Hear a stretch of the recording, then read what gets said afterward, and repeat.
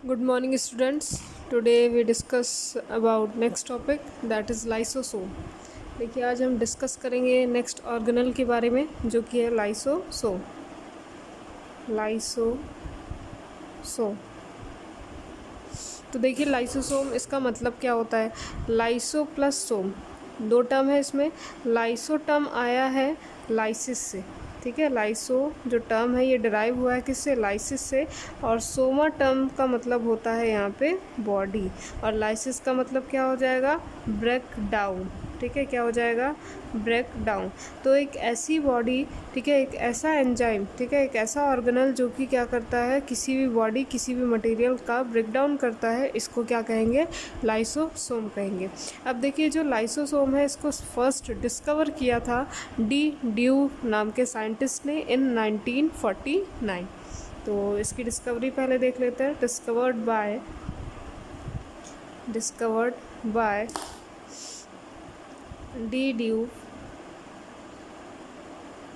इन 1949, ठीक है। 1949 में इसको डी ड्यू नाम के साइंटिस्ट ने डिस्कवर किया था। नेक्स्ट इसके बाद अगर इसके कॉम्पोजिशन की बात करें तो इसका जो कॉम्पोजिशन होता है वो प्रोटीन होगा, लिपिड होगा और एंजाइम होता है। और ये इसमें बहुत सारे एंजाइम होते हैं जिसको हम लोग हाइड्रोलिटिक एंजाइम कहते हैं, जो कि किसी भी मटेरियल को डाइजेस्ट करता है, इनगल्फ करता है और उसको ब्रेक डाउन कर देगा। तो देखिए पहले कॉम्पोजिशन की बात करें तो कॉम्पोजिशन इसका क्या है, कॉम्पोजिशन इस protein, lipid and enzyme next इसके बाद इसमें बहुत सारे एंजाइम्स होते हैं, ठीक है। तो हम लिख सकते हैं इट कंटेन हाइड्रोलिटिक एंजाइम, ठीक है। और ये जो हाइड्रोलिटिक एंजाइम होते हैं ये वाटर का यूज़ करके मटेरियल का ब्रेक डाउन कराते हैं, ठीक है। ये जो हाइड्रो का मतलब ही होता है क्या, देखिए हाइड्रो का मतलब क्या हो जाएगा, वाटर। लिटिक का मतलब क्या हो जाएगा, लिटिक डिराइव हुआ है लाइसिस से, लाइसिस का मतलब क्या हो जाएगा, ब्रेक डाउन हो जाएगा। तो देखिए टर्म में ही इसकी पूरी डिफिनेशन है, टर्म से ही आपको समझ में आएगा। और ये क्या करता है, जो हाइड्रोलिटिक एंजाइम होता है, इसमें जितने भी एंजाइम होते हैं, लिपिड से बना हुआ, प्रोटीन से बना हुआ, ये वाटर का यूज़ करके, ठीक है, वाटर का यूज़ करके मटेरियल्स का जो थिंग्स होते हैं, सब्सटेंस होते हैं, उसका ब्रेक डाउन कराएगा। और इसका जो पीएच होता है वो भी कैसा होगा, न्यूट्रल होता है। क्लियर। अब देखिए इसका स्ट्रक्चर देख लेते हैं। ये देखिए ये न्यूक्लियस है,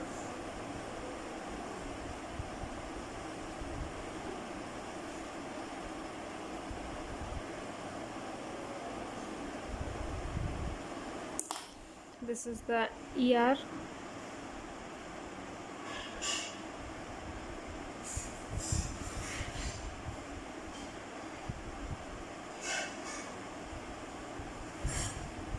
ये है Golgi apparatus.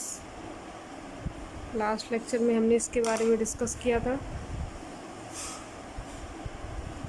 This is the vesicle, ठीक है। और ये स्फेरिकल स्ट्रक्चर जो दिख रहा है आपको, ये क्या है, लाइसोसोम।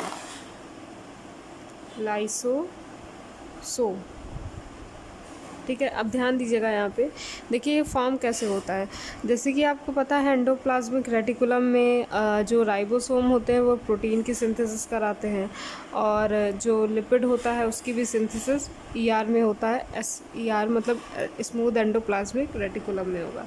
अब ये देखिए यहाँ पे जो लिपिड और प्रोटीन की सिंथेसिस जब हो जाती है तो ये वेसिकल के फॉर्म में क्या होता है, बाहर आता है। वेसिकल के फॉर्म में ये रॉ मटेरियल होता है, ठीक है। रॉ मटेरियल जो होगा वो बाहर आएगा, और बाहर आने के बाद क्या होता है, ये जो गोल्गी अपैरेटस होता है इसमें मॉडिफाई होता है, और मॉडिफाई होने के बाद तब क्या होता है, ट्रांसपोर्ट होता है, ठीक है। तो यहाँ पे देखिए जो रॉ मटेरियल्स है, रॉ मटेरियल्स के फॉर्म में प्रोटीन और लिपिड यहाँ से बाहर आते हैं, मॉडिफाई होते हैं, और मॉडिफाइड होने के बाद ही क्या होता है, ये लाइसोसोम यहाँ पे बनेगा। क्लियर। अब यहाँ पे देखिएगा ये इसको लाइसोसोम को सुसाइडल बैग ऑफ सेल भी कहा जाता है, ठीक है। Suicidal bag of cell. ठीक है, सुसाइडल बैग ऑफ सेल क्यों कहते हैं? क्योंकि ये एक ऐसा लाइसोसोम के अंदर ऐसे एंजाइम्स प्रेजेंट होते हैं जो कि अपने ही सेल के जितने भी ऑर्गेनल्स होते हैं उसको इनगल्फ कर सकते हैं। ठीक है, सपोज़ ये क्या है, एक सेल है, सेल के अंदर का न्यूक्लियस है और बहुत सारे क्या है, ऑर्गेनल है, और ये क्या है, लाइसोसोम है। लाइसोसोम के अंदर क्या है, एंजाइम्स प्रेजेंट होते हैं जो कि किसी भी मटेरियल का ब्रेकडाउन कराएगा। और अगर मान लीजिए यहाँ पे कोई भी वॉल इसकी रप्चर हो गई, लाइसोसोम की वॉल अगर रप्चर हो जाती है तो यहाँ पे लीकेज होगा, और लीकेज होने के बाद हल्का सा अगर लीकेज हुआ तो कोई फ़र्क नहीं पड़ता है, बहुत ज़्यादा कंसंट्रेशन बाहर नहीं आता है एंजाइम का। बट अगर बहुत ज़्यादा अगर रप्चर हो गया तो सारे एंजाइम क्या होंगे, बाहर आ जाएंगे, और ये अपने ही सेल के ऑर्गेनल्स को, ठीक है, सेल के ऑर्गेनल्स को क्या कर लेता है, इनगल्फ कर लेता है। इसलिए इसको कहा जाता है सुसाइडल बैग ऑफ सेल। ठीक है, अपने ही सेल के ऑर्गेनल्स को डिस्ट्रॉय कर देगा।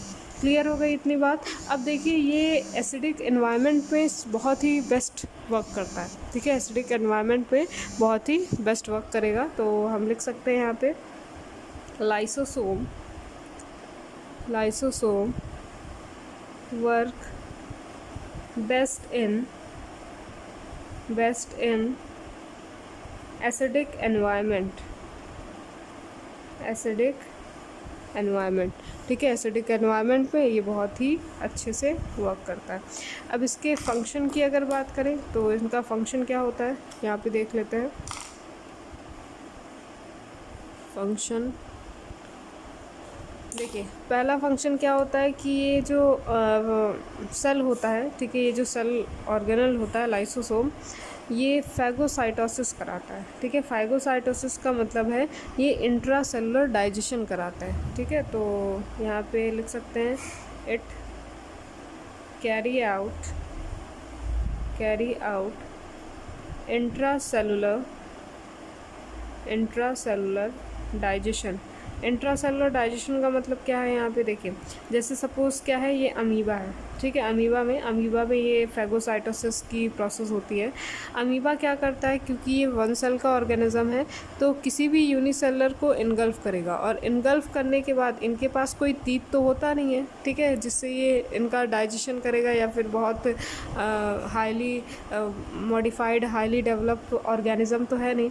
तो देखिए यहाँ पे जैसे ये क्या करता है, इनगल्फ करता है किसी भी फूड पार्टिकल को, इसमें प्रेजेंट इसके सेल में, इसकी बॉडी के अंदर प्रेजेंट लाइसोसोम जो एंजाइम होता है, ये लाइसोसोम एंजाइम इस फूड पार्टिकल से अटैच होगा, और अटैच होने के बाद इस फूड पार्टिकल्स का ब्रेकडाउन कराता है। ठीक, तो इसी को कहते हैं फैगोसाइटोसिस।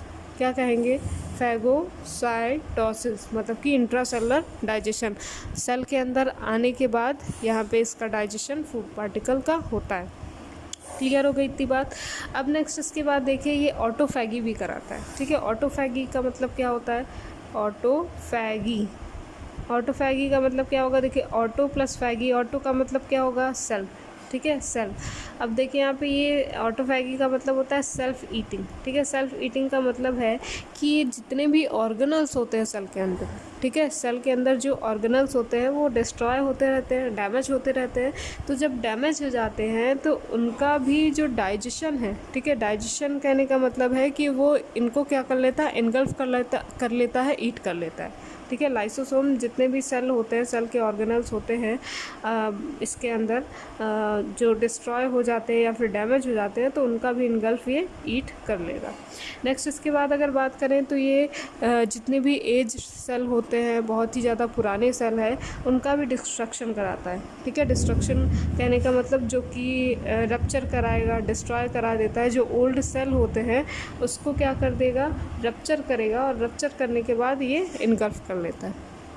ठीक है, तो इससे हमारे बॉडी में ये जो वेस्ट मटेरियल होता है इसका एक्युमुलेशन नहीं हो पाता। और तीसरा जो फंक्शन होता है, मेन फंक्शन है, ठीक है, ये भी इम्पॉर्टेंट फंक्शन है कि ये हेल्प कराता है डेवलपमेंट में। ठीक है, हेल्प इन डेवलपमेंट स्टेज। ठीक है। इसका मतलब क्या होता है, देखिए आपने मेटामॉर्फोसिस सुना होगा, ठीक है, मेटामॉर्फोसिस क्या होता है, देखिए ये फ्रॉग्स में जनरली देखा जाता है। फ्रॉग्स के जो लार्वल स्टेज होते हैं, मींस जो टैडपोल होता है, टैडपोल में अगर देखोगे तो टैडपोल में क्या होता है, इनमें टेल्स प्रेजेंट होती है, ठीक है, टेल्स प्रेजेंट होती है। साथ ही साथ क्योंकि ये एक्वेटिक होते हैं लार्वल स्टेज इनके, तो इनमें गिल्स प्रेजेंट होगी। तो ये क्या होता है, जब ये एडल्ट स्टेज में जाता है लार्वा, ठीक है, ये जो टैडपोल है, टैडपोल से ये क्या आएगा, फ्रॉग में कन्वर्ट होगा, ठीक है, एडल्ट स्टेज में। तब इसमें देखिए क्या होता है, ये जो गिल्स है, ठीक है, ये जो गिल्स है ये क्या हो जाती है, यहाँ से हट जाएगी, टेल जो होती है यहाँ से गायब हो जाती है। तो ये जो आपका लाइसोसोम होता है, ठीक है, लाइसोसोम होता है, ये जो टैडपोल यहाँ से रिमूव हो जाती है तो इसको ये इनगल्फ करेगा, या फिर ये जो गिल है, ठीक है, इसको भी ये क्या कर देता है, इनगल्फ कर लेगा। तो ये डेवलपमेंट स्टेज जो होता है, मतलब कि जो मेटामॉर्फोसिस होती है, उसमें भी क्या कराएगा, हेल्प कराता है। क्लियर हो गई इतनी बात। अब देखिए एक डिजीज़ भी होती है, ठीक है, इसमें जो लाइसोसोम है, ठीक है, लाइसोसोम अगर मल फंक्शनिंग कर रहा है, अगर ठीक से फंक्शन नहीं कर रहा है, तो इसमें एक डिज़ीज़ भी कॉज होती है, ठीक है। कौन सी डिज़ीज़ होती है, इस डिज़ीज़ का मतलब, इस डिज़ीज़ का नाम होता है टाई शाक, ठीक है, टाई शाक, ठीक है, टाई शाक। तो ये एक डिज़ीज़ होती है, इसमें क्या होता है, जब लाइसोसोम मल फंक्शनिंग कर रहा होता है, मल फंक्शनिंग का मतलब ठीक से परफॉर्म नहीं कर रहा होता है, तो ये एक डिज़ीज़ होती है जिसमें जो ब्रेन होता है, ब्रेन के अंदर लिपिड का एक्यूमुलेशन होने लगता है, ठीक है। क्योंकि देखिए आपको पता है ये लाइसोसोम के अंदर लिपिड जैसे एंजाइम होते हैं, ठीक है, लिपिड और भी जो हाइड्रोलेज एंजाइम होते हैं वो होते हैं। तो लिपिड जो एंजाइम है, अगर इसके अंदर प्रॉपर फंक्शनिंग नहीं कर रहा होता है, तो ब्रेन के अंदर लिपिड का एक्यूमुलेशन होने लगता है, और जब लिपिड का एक्यूमुलेशन होने लगेगा तो ये क्या करता है, किसी भी इंडिविजुअल में जिसको ये डिजीज़ हुआ है उसमें क्या कराता है, मेंटल रिटार्डनेस करा देता है, ठीक है, वो मेंटली रिटार्ड हो जाता है, ठीक है, जिसको कहते हैं टाई शाक्स। क्लियर हो गई इतनी बात। तो एक बार क्विक रिवीजन देख लेते हैं। देखिए लाइसोसोम दो टर्म से मिलके बना है, लाइसो प्लस सोम। लाइसो का टर्म जो आया है वो लाइसिस से आया है, जिसका मतलब होता है ब्रेकडाउन, सोम का मतलब होता है बॉडी, ठीक है, ऐसा बॉडी, ठीक है, ऐसा सेल ऑर्गेनल जो कि मटेरियल्स का ब्रेकडाउन कराता है, उसको क्या कहेंगे, लाइसोसोम कहेंगे। डिस्कवर्ड किया गया है ड्यू के थ्रू इन 1949। कॉम्पोजिशन इसका होता है प्रोटीन, लिपिड एंड एंजाइम का।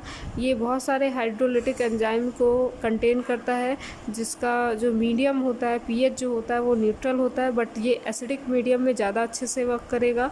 और क्योंकि हाइड्रोलिटिक एंजाइम इसका नाम है, हाइड्रो का मतलब होता है वाटर, लिटिक का मतलब होता है लाइसिस, मतलब कि ये वाटर में, ठीक है, वाटर में ये बहुत ही अच्छे से, ठीक है, वाटर का यूज़ करके मटेरियल का ब्रेकडाउन कराता है। और इसको सुसाइडल बैग ऑफ सेल भी कहते हैं, क्योंकि अपने ही सेल के ऑर्गेनल्स को ये इनगल्फ कर जाता है। अब देखिए सिंथेसिस कैसे होती है, इसमें जो लिपिड और प्रोटीन सिंथेसाइज हो रहा होता है एंडोप्लाज्मिक रेटिकुलम में, यहाँ से ये रॉ मटेरियल्स के फॉर्म में आता है, गोल्गी बॉडी में जाएगा, और गोल्गी बॉडी से क्या होता है, ये मॉडिफाई होकर लाइसोसोम एंजाइम, जितने भी एंजाइम होते हैं हाइड्रोलिटिक एंजाइम, वो फॉर्म कर लेता है। अब यहाँ पे अगर फंक्शन की बात करें तो ये इंट्रासेलुलर डाइजेशन कराता है, जिसमें फैगोसाइटोसिस कराएगा। कोई भी फूड पार्टिकल्स अगर इनगल्फ कर लिया गया है तो सेल के अंदर एंजाइम्स को अटैच करके, ठीक है, लाइसोसोम अटैच होके फूड पार्टिकल का ब्रेकडाउन कराता है। ऑटोफैगी कराएगा, सेल्फ ईटिंग करता है, मतलब कि जितने भी डैमेज ऑर्गेनल होते हैं सेल के अंदर, ठीक है, डैमेज भी होते रहते हैं और रिपेयर भी होते रहते हैं, तो जितने भी डैमेज सेल ऑर्गेनल्स होते हैं इनको क्या कर लेता है, खुद से ईट कर लेता है। अब जितने भी एज्ड सेल होते हैं, ओल्ड सेल होते हैं, उनमें भी क्या होता है, ये क्या होता है, उससे अटैच होके उन सेल्स को भी क्या कर लेता है, इनगल्फ कर लेगा। अब देखिए हेल्प इन डेवलपमेंट स्टेज होता है, जैसे कि मेटामॉर्फोसिस, टैडपोल जो है, ठीक है, लार्वल जो स्टेज होती है फ्रॉग की, उसमें जैसे फ्रॉग है, फ्रॉग कन्वर्ट हो जाता है, आगे एडल्ट में जब जाएगा टेल यहाँ से गायब हो जाती है और जो गिल्स है यहाँ से रिमूव हो जाएगा, तो इसका भी इनगल्फ कर लेता है ये लाइसोसोम, इसको भी क्या करेगा, रप्चर करा देगा, और इससे एक डिजीज़ होती है इसके मल फंक्शन से, जिसको कहा जाता है टाई शाई, जिसमें जो ब्रेन होता है उसमें मेंटली ब्रेन क्या हो जाता है, रिटार्ड हो जाता है, जिसमें लिपिड का एक्युमुलेशन होने लगता है। क्लियर। अब इसके बाद नेक्स्ट हम बात करेंगे माइटोकॉन्ड्रिया के बारे में। माइटोकॉन्ड्रिया, तो देखिए ध्यान से देखिएगा,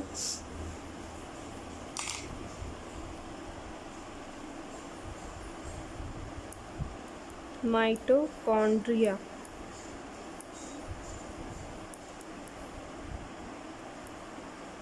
देखिए इसमें भी दो टर्म है, दिख रहा है, माइटो प्लस कॉन्ड्रिया, है ना, माइटो प्लस कॉन्ड्रिया, दो टर्म है। माइटो का मतलब क्या होता है, माइटो का मतलब होता है थ्रेड, ठीक है, थ्रेड लाइक स्ट्रक्चर, और कॉन्ड्रिया का मीन्स हो जाएगा ग्रैन्यूल, ठीक है, ग्रैन्यूल्स, ठीक है, थ्रेड लाइक ग्रैन्यूल्स के फॉर्म में जो स्ट्रक्चर होता है उसको क्या कहेंगे, माइटोकॉन्ड्रिया कहेंगे।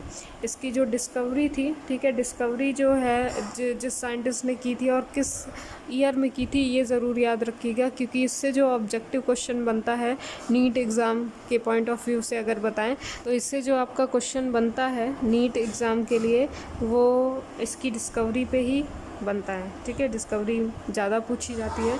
तो फर्स्ट इसको डिस्कवर किया था कैल्कियर नाम के साइंटिस्ट ने इन 1850 में, ठीक है। तो माइटोकॉन्ड्रिया यहाँ पे लिख रहे हैं, mitochondria was first discovered by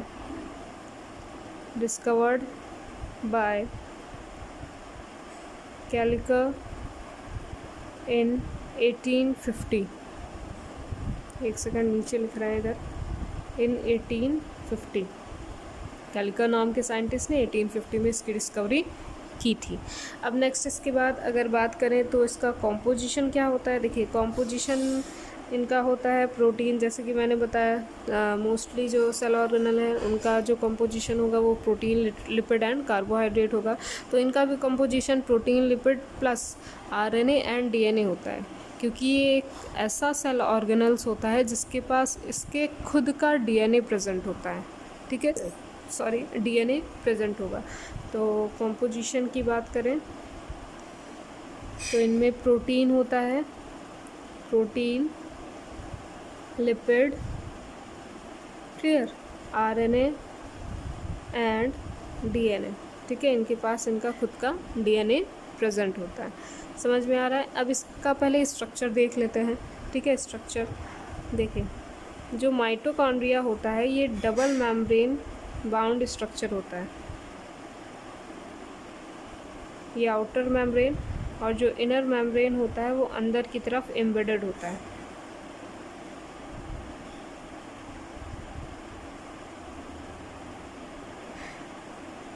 इस तरह से आप चाहो तो बुक से भी देख सकते हैं डायग्राम, ठीक है। ये क्या है, outer membrane, outer membrane, and this is the inner membrane, inner membrane, clear. अब देखिए इसके अंदर क्या होता है, एक फ्लूइड होता है, ठीक है, फ्लूइड होता है जिसको मैट्रिक्स कहते हैं, जेली लाइक सब्सटेंस होगा जिसको कहेंगे मैट्रिक्स, मैट्रिक्स। अब यहाँ पे देखिए ध्यान दीजिएगा, ये जो फोल्डिंग्स आपको दिख रही है, ठीक है, अंदर की तरफ जो फोल्डिंग दिख रही है इसमें दो कंपार्टमेंट होते हैं, ठीक है, दो कंपार्टमेंट होंगे। पहला जो कंपार्टमेंट होगा उसको कहेंगे आउटर कंपार्टमेंट, जो कि बाहर की तरफ होगा, और जो अंदर की तरफ जो कंपार्टमेंट लाइक स्ट्रक्चर दिखेगा इसको कहा जाता है इनर कंपार्टमेंट। तो यहाँ पे देखिए ये कंपार्टमेंट लाइक स्ट्रक्चर दिख रहा है, ये देखिए ध्यान से, ये जो कंपार्टमेंट लाइक स्ट्रक्चर दिख रहा है ये बाहर की तरफ, इसको कहेंगे आउटर कंपार्टमेंट। क्या कहेंगे, आउटर कंपार्टमेंट, कंपार्टमेंट। और ये जो अंदर की तरफ आपको बहुत अच्छा नहीं दिख रहा होगा, ठीक है, अंदर की तरफ इस तरह से कंपार्टमेंट लाइक स्ट्रक्चर दिखेगा, इसको क्या कहेंगे, इनर कंपार्टमेंट, इनर कंपार्टमेंट, ठीक है, इनर कंपार्टमेंट, ये समझ में आ गया। अब देखिए जो फोल्डिंग्स आपको दिख रही है, ठीक है, अंदर की तरफ ये फोल्डिंग आपको दिख रही है, इसको कहा जाता है इंडिविजुअली क्रिस्टी। क्या कहेंगे? Christie, Christie. ठीक है, क्रिस्टी क्या है? देखिए क्रिस्टी जो इनफोल्डिंग है आपको दिख रही है, इसको क्रिस्टी कहते हैं। इसका जो कॉम्पोजिशन होता है वो लाइपोप्रोटीन का होता है। ठीक है, लिपोप्रोटीन का मतलब कि ये लिपिड और प्रोटीन से क्या होता है, फॉर्म होता है। तो इसका जो कॉम्पोजिशन होगा वो लिपोप्रोटीन का होता है। क्लियर। अब देखिए अंदर की तरफ देखिए जो क्रिस्टी है इससे अटैच एक लोब लाइक स्ट्रक्चर होता है जिसको F0 या फिर F1 पार्टिकल्स कहते हैं। ठीक है, ये यहाँ पे ध्यान दीजिए, इस तरह से ये नीचे की तरफ लोब लाइक स्ट्रक्चर दिखेगा। ठीक है, ये क्रिस्टी से अटैच जिसको कहा जाता है F1 पार्टिकल। F1 पार्टिकल, ये जो F1 पार्टिकल है ये ऑक्सीडेशन में हेल्प कराता है। और इनके पास जैसे कि मैंने बताया एक सर्कुलर, ठीक है, DNA होता है, खुद का DNA होगा। ठीक है, यहाँ पे थ्रेड लाइक स्ट्रक्चर जो माइटोकॉन्ड्रिया के लिए यूज़ किया गया है, थ्रेड और ग्रैन्यूल्स, वो इसके स्ट्रक्चर को ही देख के किया गया है। तो यहाँ पे ये क्या है आपका DNA। ठीक है, और जब DNA है तो RNA, ऑब्वियस सी बात है RNA भी प्रेजेंट होगा, RNA भी इनमें क्या होता है, प्रेजेंट होता है। क्लियर। तो ये हो गया आपका स्ट्रक्चर माइटोकॉन्ड्रिया का। बुक से भी आप लोग देख के बना सकते हैं और यहाँ पे नोट से भी बना सकते हैं, बहुत इजी है। अब यहाँ पे देखिए जब इसकी कॉम्पोजिशन देखी गई थी, ठीक है, कॉम्पोजिशन देखी गई थी तो इसको कंपाउंड माइक्रोस्कोप से देखा गया। ठीक है, कंपाउंड माइक्रोस्कोप से जब देखा गया था तब इसमें देखा गया था कि कुछ ग्रैन्यूल्स, फिलामेंट और वेसिकल रॉड शेप का स्ट्रक्चर है। ठीक है, तो इसमें देखा गया कि इसमें कुछ रॉड शेप का वेसिकल और फिलामेंट लाइक स्ट्रक्चर क्या होता है, इसमें प्रेजेंट होता है। और अगर इसके फंक्शन की अगर हम बात करें तो इसका फंक्शन क्या होता है, देखिए फंक्शन, देखिए पहला जो फंक्शन होता है ये सेलुलर रेस्पिरेशन कराएगा। ठीक है, तो माइटोकॉन्ड्रिया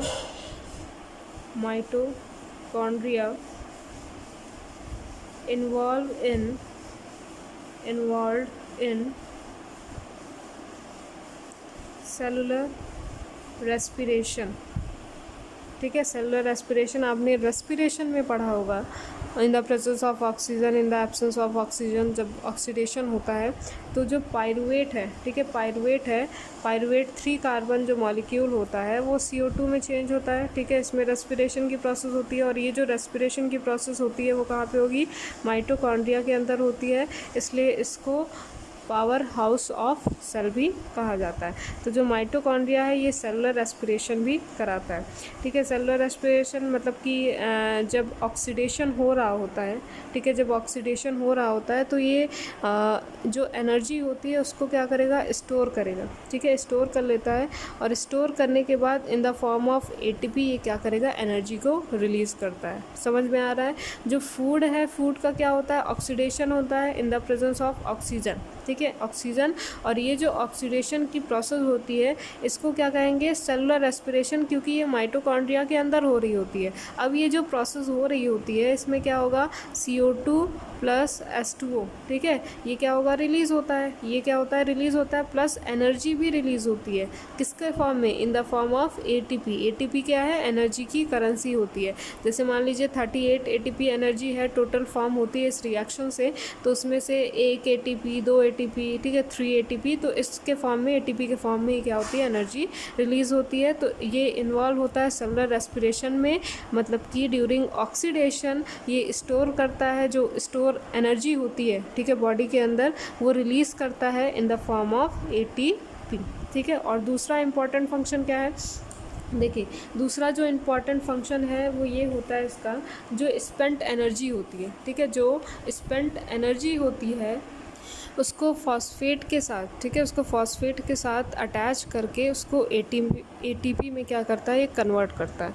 ठीक है, स्पेंट एनर्जी का मतलब क्या है, यहाँ पे देखिए स्पेंट एनर्जी का मतलब है जो एनर्जी आपका यूज़ में है, ठीक है, जो एनर्जी यूटिलाइज हो रही है उसको क्या कहेंगे, स्पेंट एनर्जी कहेंगे। In the form of ATP जो यूज़ हो रहा है इसी को स्पेंट एनर्जी कहेंगे।